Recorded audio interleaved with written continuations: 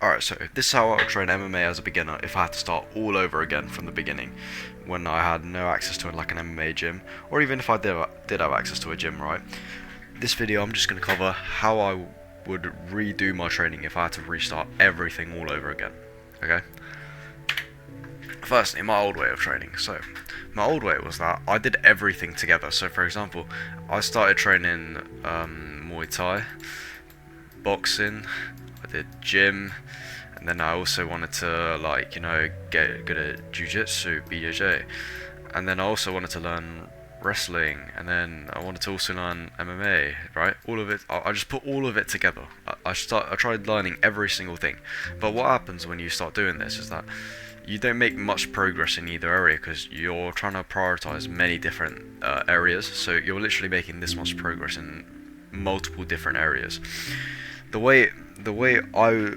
So the new way is that you firstly prioritize one area and you lock into that, develop that, prioritize the second area, develop that as much as you can, third area, fourth area. That's literally all it is, okay?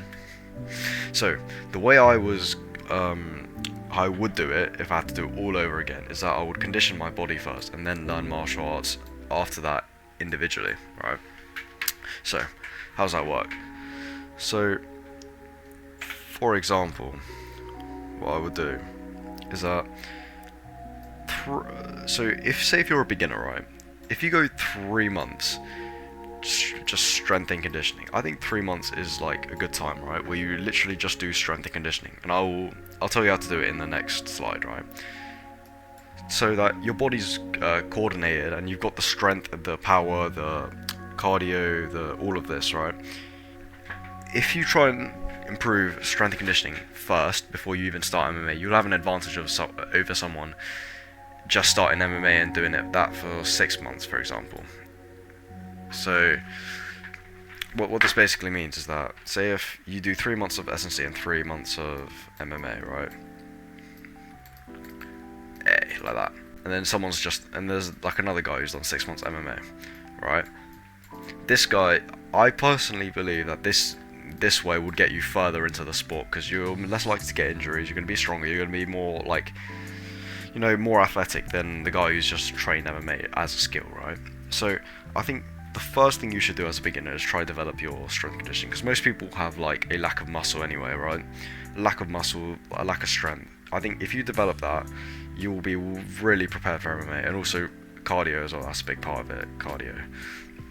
So, what would the schedule be? How I would do it, right? So the very first 3 months, I would personally, so say if this is like a yearly table, right? The first 3 months I would do strength and conditioning, and I'll explain how to do that in the next slide, okay? For another 6 months after that, or 6 to 9 months, I would focus on grappling. So that's how you spell it. And that includes wrestling and jiu-jitsu at the same time, because I class grappling as just the same thing, right? Because I personally think, right, if you learn the grappling first before the striking, right, I think that would be better for you. Like, look at Ilya Taporia, for example, right? He's a sick striker, but the thing is, he even recommended that you should do wrestling and jiu-jitsu. You should learn that first before you even learn any striking, because striking is the easy part. The wrestling and jiu-jitsu, these are like the harder things inside of MMA, right? So I think these are like the first things you should learn, because if you dial in on your strength and conditioning and then you lock into your grappling and try and improve that, I think you'll make more progress than if you just did boxing or kickboxing and then you transition over to grappling, because grappling's hard, mate. There's so much you have to learn in grappling, right?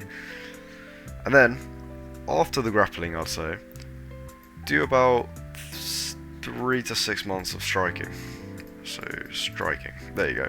So then you are more well-rounded, because now you've got the strength and conditioning, you've got the grappling, you've got the striking, okay?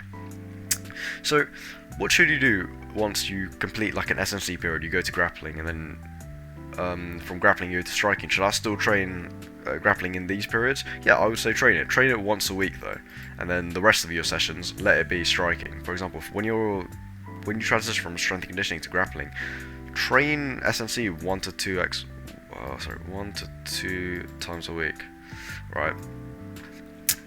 To still maintain your gains or even like develop your gains, right? But you don't want it to be a priority in this, like priority inside of grappling, right? During your strength and conditioning period, yeah, you could do like 5 times a week, 5 to 6 days a week, even, right? But try and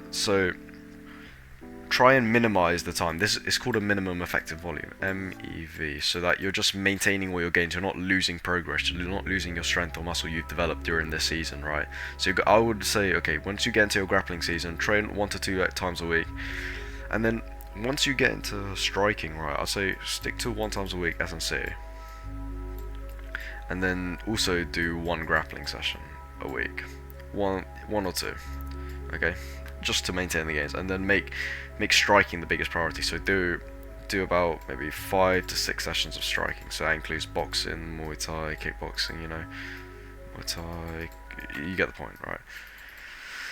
So I'd say after 3 to 6 months of striking, I'd say then get into MMA fully.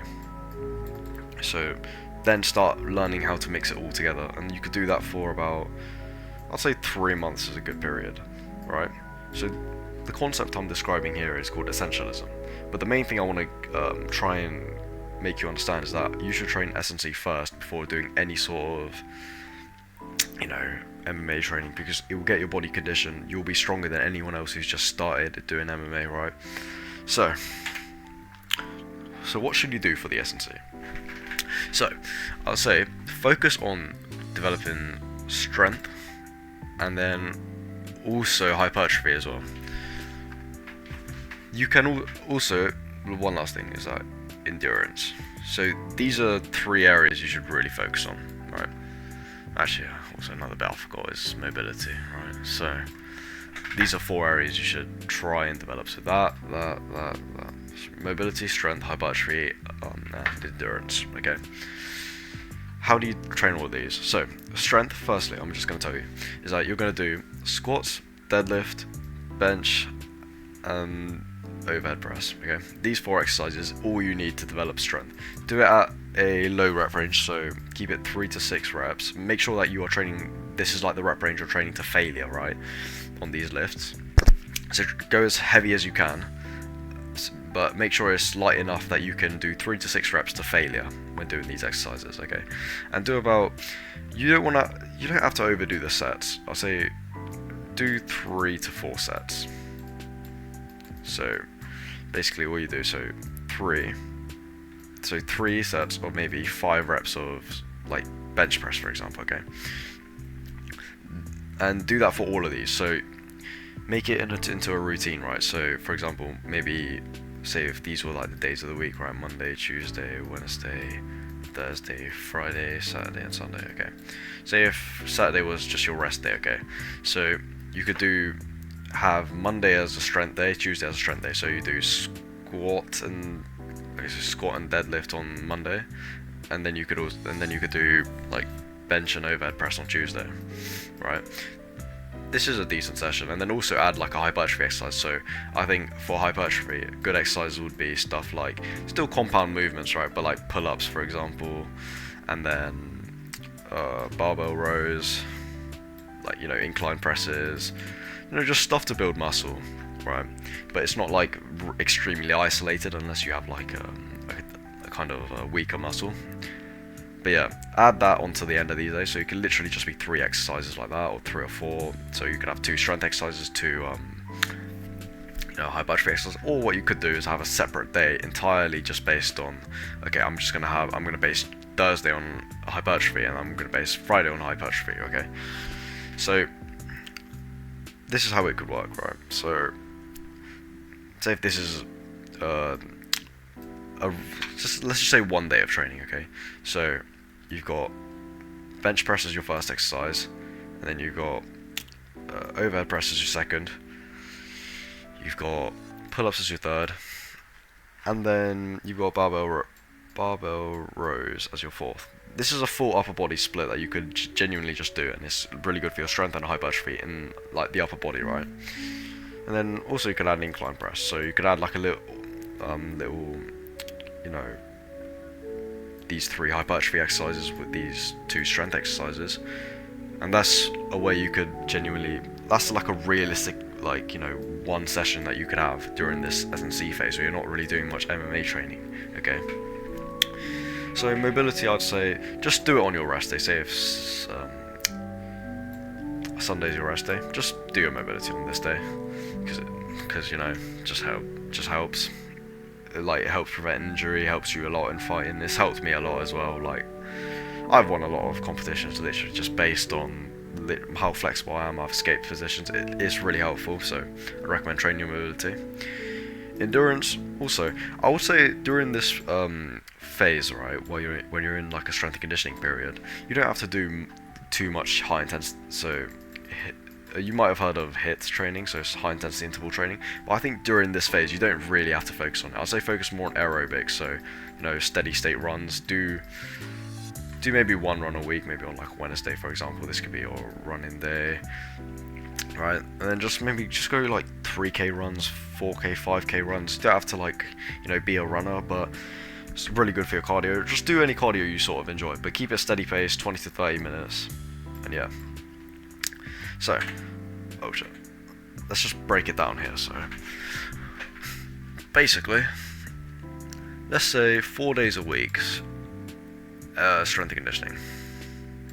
Okay, you're gonna do 2 days of endurance. Alright, just say endurance, and then you're gonna do 1 mobility session on your rest day. Or you can make it 2 if you are quite unflexible, okay? But for me, I was always naturally flexible, so I only ever did 1 mobility session. Okay, so on your strength and conditioning days, you're gonna do a workout that follows like this. Strength exercises come first. So don't worry about shit like plyometrics right now, because you're probably not strong enough to be able to do that. Then comes your hypertrophy. And then after that, you could do your accessory. So that's like small muscle groups you can train, for example, like maybe your neck, for example, to prevent injuries. And if you want, you could add endurance on top of that, and then mobility. But these are optional, okay? Because then it could make your session long. So, for example, have maybe 1 to 2 strength exercises.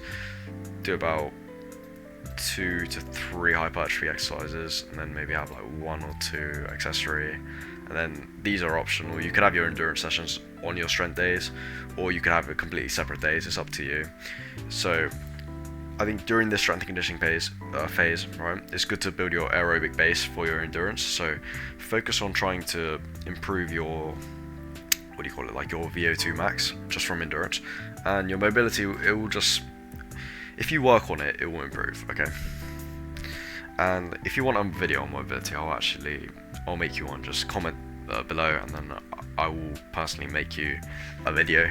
Well, not personally, but I'll post on my channel. And if you want like a full guide to mobility, right? So yeah, that's basically it. So the main message of this video is that prioritize your strength and conditioning. That's all I basically that's the point I want to get across. Before you even start doing any sort of MMA training, I'd say get in physical shape. And yeah, thanks for watching.